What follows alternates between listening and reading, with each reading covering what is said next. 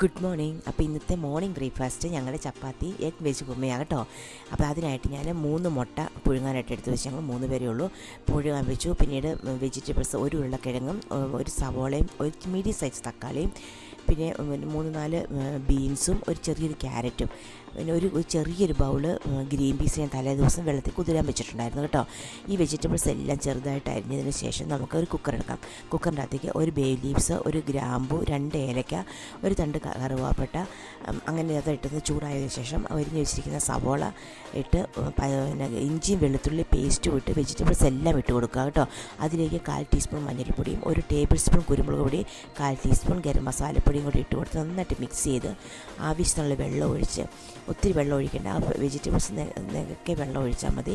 വെച്ചതിന് ശേഷം ആവശ്യത്തിന് ഉപ്പ് ഇട്ട് നമുക്ക് ഒരു 3 വിസിലടിക്കണം. കുക്കറിന് ലോ മീഡിയം സൈസിൽ ഫ്ലെയിമിൽ വെച്ചാൽ മതി. 3 വിസിലടിക്കുമ്പോൾ നന്നായിട്ട് വെന്ത് കഴിഞ്ഞാൽ മാത്രമേ അതിന് നല്ല ടേസ്റ്റ് ഉണ്ടാവുള്ളൂ ഈ വെജിറ്റബിൾ കുറുമയ്ക്ക് കേട്ടോ. വെജിറ്റബിൾസൊക്കെ നന്നായിട്ട് വേവണം. അപ്പോൾ ആ സമയം ഞാൻ ചപ്പാത്തി ഉണ്ടാക്കുന്നത്. അപ്പോൾ ചപ്പാത്തിക്ക് വേണ്ടിയിട്ട് കുഴച്ച് വെച്ചു. ഞങ്ങളിതിലെല്ലാം അപ്പം അതെല്ലാം റെഡി ആവുന്ന സമയത്ത് ഞങ്ങൾ ചായയും കുടിച്ചു കേട്ടോ. അപ്പോൾ ചായയെല്ലാം കൂടി കഴിഞ്ഞപ്പോഴത്തേക്ക് ഞങ്ങളുടെ വെജിറ്റബിൾസ് എല്ലാം റെഡിയായി. അപ്പോൾ ഒരു മിക്സിക്കകത്ത് ഒരു പിടുത്തം കാഷ്യൂ നട്ട്സും തേങ്ങയും കൊണ്ട് പേസ്റ്റ് പോലെ അരച്ചത് ചേർത്ത് ഇതിൻ്റെ അകത്ത്.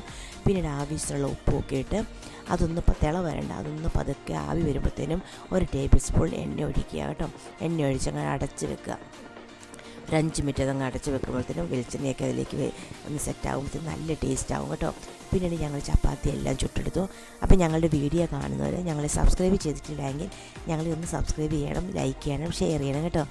നല്ല എഗ് വെജ് കുറുമയും കൂട്ടി ഞങ്ങൾ കാപ്പി കുടിക്കാൻ പോവുകയാണ്. അപ്പോൾ എല്ലാവരും നിങ്ങളുടെ അഭിപ്രായങ്ങളും കമൻറ്റുകളും ഞങ്ങളെ എഴുതി അറിയിക്കുക കേട്ടോ. Thank you.